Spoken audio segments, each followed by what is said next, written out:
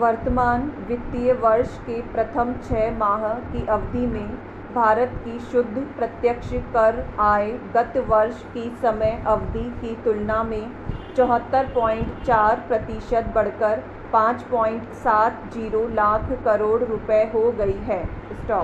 Refund के समायोजन के पश्चात शुद्ध आय 57,05,068 करोड़ रुपए की रही है। इसको अर्थव्यवस्था में महत्वपूर्ण गतिशीलता व मजबूती के रूप में देखा जा सकता है। शायद सरकार को भी केंद्रीय बजट में ऐसी उम्मीद नहीं रही होगी। प्रत्यक्ष कर के संदर्भ में सरकार ने जो महत्वपूर्ण सुधार किए हैं, इसके परिणाम स्वरूप कर भुगतान में भी सुधार व करदाताओं में अधिक जागरूकता भी देखी गई है। यही कारण है कि व्यक्तिगत आयकर आय बढ़कर 2.67 लाख करोड़ रुपए के स्तर को छू गई है। वर्ष 2019 से 20 की समान अवधि के मुकाबले भी अच्छे कहे जा सकते हैं। वर्ष 2019 से 20 की प्रथम 6 माही के दौरान यही आय 4.48 लाख करोड़ रुपए के स्तर पर थी तथा वर्ष 2020 से 21 की समान अवधि में यह आय 3.27 लाख करोड़ रुपए रह गई थी। वर्ष 2020 में तो कोविड के कारण संपूर्ण राष्ट्रीय स्तर पर ही लॉकडाउन लागू किया गया था और उसी का परिणाम था कि प्रथम 6 माही विशेष रूप से आय की दृष्टि से कमज़ोर रही थी। सकल कर आय भी अप्रैल से 22 सितंबर 2021 तक 47% बढ़कर 6.45 लाख करोड़ रुपए रही है, जो गत वर्ष की समान अवधि के दौरान 4.39 लाख करोड़ रुपए थी। वर्ष 2019 से 20 में सकल आय 5.53 लाख करोड़ रुपए के स्तर पर थी। देश की जीएसटी आय भी रिकॉर्ड तेजी से सुधर रही है। देश में जैसे जैसे हालात सुधर रहे हैं, आवागमन, पर्यटन, होटल उद्योग व रेल, वायु सेवा में भी तेजी से सुधार देखने को मिल रहा है।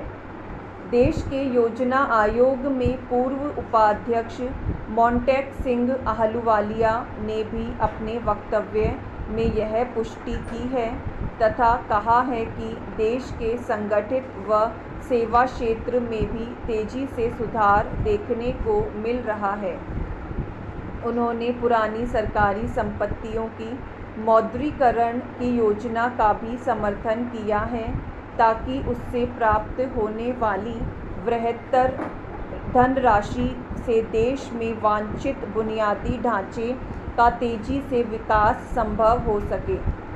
उन्होंने स्पष्ट किया है कि संगठित क्षेत्र में सुधार से देश के असंगठित क्षेत्र में भी गतिशीलता आने की पूरी संभावना है। यह उचित भी है। देश की अर्थव्यवस्था में त्वरित सुधार के संकेत तो प्रथम तिमाही अप्रैल से जून 2021 के दौरान अर्जित 20.1% विकास दर से ही मिल जाता है। पूर्व वर्ष के कमज़ोर आधार के कारण यह गतिशीलता भ्रमित कर सकती है, लेकिन इससे यह तो स्पष्ट हो जाता है कि देश की अर्थव्यवस्था अब विकास के रास्ते पर आगे बढ़ रही है। हालात तेज़ी से सुधर रहे हैं। रोज़गार के क्षेत्र में तेज़ी से सुधार के साथ उत्पादकता व निर्यात के स्तर पर भी रिकॉर्ड तेज़ी दर्ज की गई है।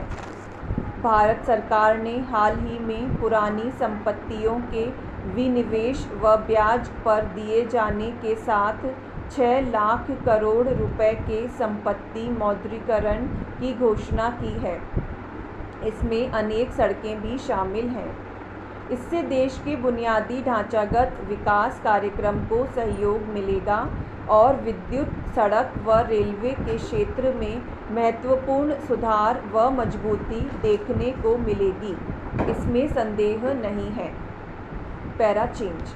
भारत को आकर्षक प्रत्यक्ष कर आय के साथ विश्व अर्थव्यवस्था से उदार शर्तों पर निवेश भी प्राप्त हो रहा है।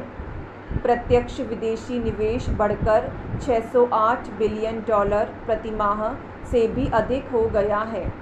सरकार भारत माला योजना के साथ साथ आत्मनिर्भर भारत योजना पर भी त्वरित गति से कार्य कर रही है। भारत माला परियोजना के प्रथम चरण में ही सरकार ने 34,800 किलोमीटर राष्ट्रीय राजमार्ग निर्माण का लक्ष्य रखा है। इसके साथ सड़कों के किनारे ही 350 सुविधा केंद्रों का भी निर्माण किया जा रहा है। सरकार अधिकांश भूमि किसानों से बृहत्तर वाणिज्यिक विकास की शर्तों पर लेने का ही प्रयास कर रही है, ताकि भूमि अधिग्रहण की लागत घटे व निर्माण पर विशेष निवेश किया जा सके। सरकार इसके लिए किसानों को सड़क से जुड़ी भूमि पर उन्हें वाणिज्यिक विकास का अधिकार भी दे रही है, ताकि सड़कों के किनारों पर भी राष्ट्रीय राजमार्गों पर आधुनिक वाणिज्यिक व्यावसायिक गतिविधियों का परिचालन संभव हो सके। सरकार ने इसके साथ ही 2 वर्ष की अवधि में राष्ट्रीय राजमार्गों पर 2 लाख करोड़ रुपए की लागत से लॉजिस्टिक पार्क बनाने का भी लक्ष्य तय किया है। अर्थव्यवस्था के संदर्भ में महत्वपूर्ण उपलब्धि औद्योगिक विनिर्माण के साथ साथ मुद्रा प्रसार दर में कमी व बृहत्तर स्तर पर कोविड टीकाकरण को कहा जा सकता है। 70 करोड़ से अधिक आबादी के प्रथम टीका लग जाने से हालात आर्थिक स्तर पर बहुत ही सामान्य नज़र आते हैं। इसके साथ ही खरीफ की रिकॉर्ड फसल को देखते हुए उपभोक्ता मूल्य सूचकांक की दर घटकर 5% से भी नीचे आ सकती है, जो वर्तमान में 5.3% तक घट गई है। इसका देश की उत्पादन लागत पर भी सकारात्मक प्रभाव पड़ने की संभावना है। यही नहीं, श्रम शक्ति की सक्रियता के कारण औद्योगिक उत्पादन व निर्यात के क्षेत्र में तेजी से सुधार हो रहा है। चीन में एक ही कंपनी के 2.5 लाख करोड़ रुपए के भुगतान दोष की खबरों के विपरीत भारत के संपूर्ण संपदा प्रॉपर्टी क्षेत्र में सकारात्मक परिणामों का संकेत है और बड़े शहरों के साथ छोटे शहरों में भी हाउसिंग क्षेत्र में मांग सुधरती देखी जा सकती है।